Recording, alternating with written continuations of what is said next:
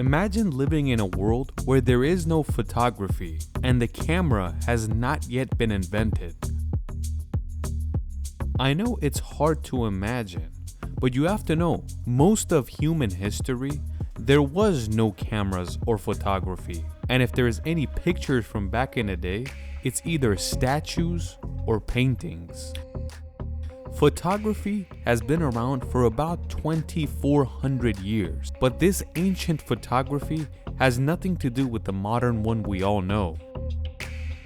Around 400 BC, meaning 2,400 years ago, a Chinese philosopher by the name of Mozi has written that if you create a dark room and put a hole into the wall, the light that shines through the hole will be upside down and it shines to the back wall, something that a camera does. This is a type of projector as well, but that's not today's topic. When we get to around 1,000 years ago, a scientist by the name of Ibn Haytham continues to work on this theory to figure out what he can. He wasn't using it for anything photography-wise. He was actually using it to research eclipse. Ibn Haytham is from the Islamic Golden Age, and in Wikipedia he's referred to as a Persian or an Arab. We don't really know.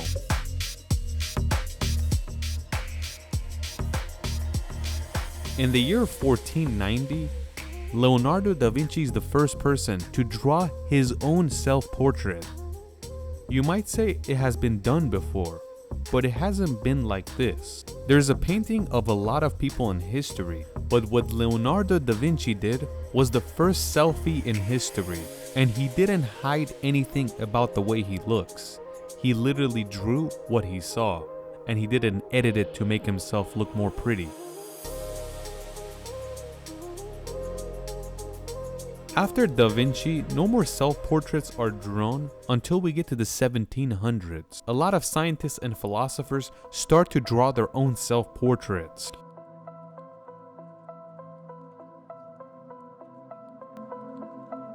When you get to the 18th century, this is when scientists try to capture the light that's shining onto the wall, meaning using a substance or a chemical so we can save that image. They would bring all types of materials to basically shadow in those areas and keep that image forever rather than temporary. When you get to the year 1724, a German scientist by the name of Johann Heinrich Schulze uses silver nitrate and wipes it in the areas where the sun is shining. So under the sunlight it cooks and stays there. But after a while, it fades away, so he can never save that image really. So unfortunately, he's unsuccessful in capturing an image and saving it. But when you go 102 years forward and get to 1826, there still hasn't been any success in being able to capture an image with this photography system. But that's when a French scientist comes in by the name of Joas Niepce and fixes a lot of problems. He continues to test and uses different chemicals and material, but you'll never guess what type of material he actually used, and he successfully captured an image for the very first time. A substance called bitumen that comes from oil. This is the first photography that was successfully captured, and that's with the help of a substance called bitumen. You can clearly see two buildings on the left and right side as well. You could easily say this is the first picture. So Joseph Niepce did something huge for the world and passed away. But you could compare his work like building a snowball in his hand and letting it go at the top of the mountain, because it slowly rolls and gets bigger and bigger and turns into a huge avalanche.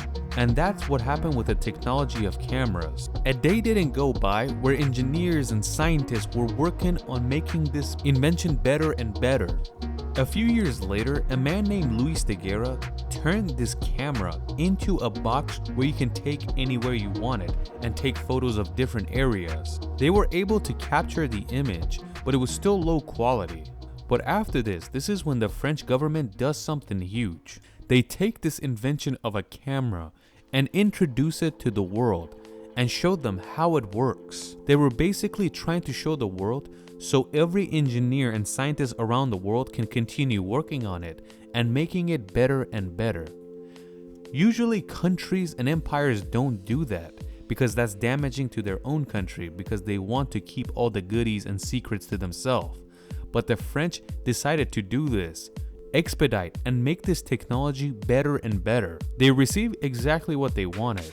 The camera started to get more and more advanced quickly. The most important thing different engineers did is by the help of magnifying glass and mirrors, they made the quality of the image better. You could say this was the very first time that the Europeans successfully made the camera where the quality is actually beautiful rather than blurry.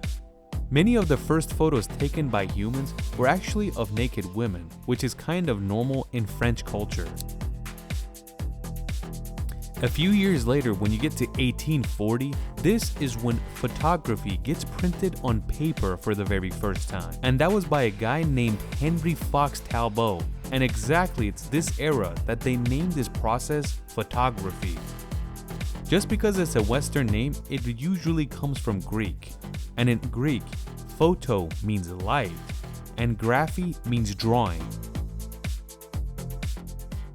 When you get to the 1850s, taking photos of people gets more and more popular. They would sit in front of this box and the photographer will take their picture. But it's not like it was easy as today where you just go click and the picture is taken. No, this process would take an extremely long time, sometimes 5 to 15 minutes. And that is the main reason when you look at old photos, nobody is smiling.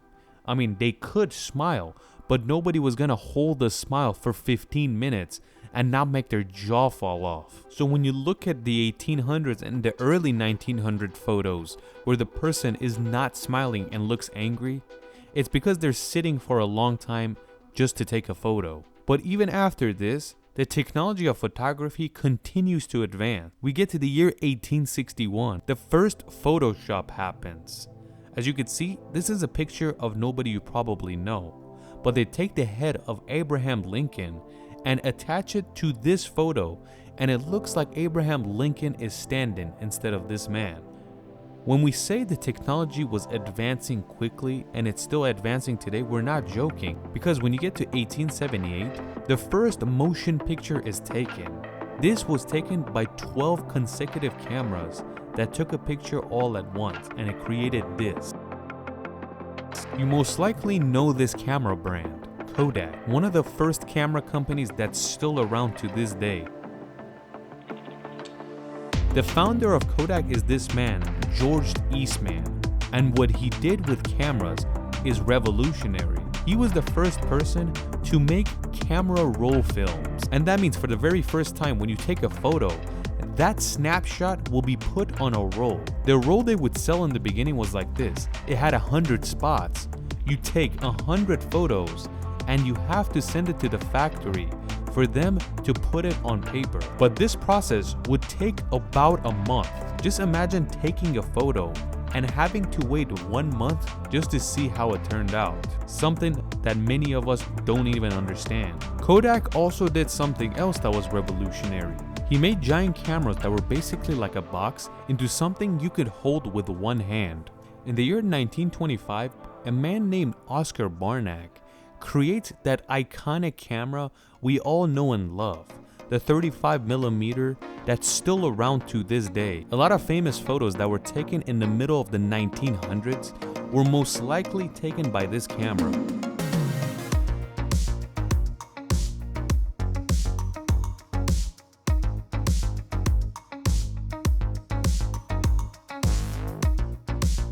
But when did the first digital camera come around? You might not believe it, but the first digital camera was invented in 1957. But the biggest problem was it was extremely expensive, very hard to use, and the quality was terrible compared to a roll film. So it wasn't even comparable to modern digital cameras. So these pricing and the quality made it be unsuccessful. But it does come back later on.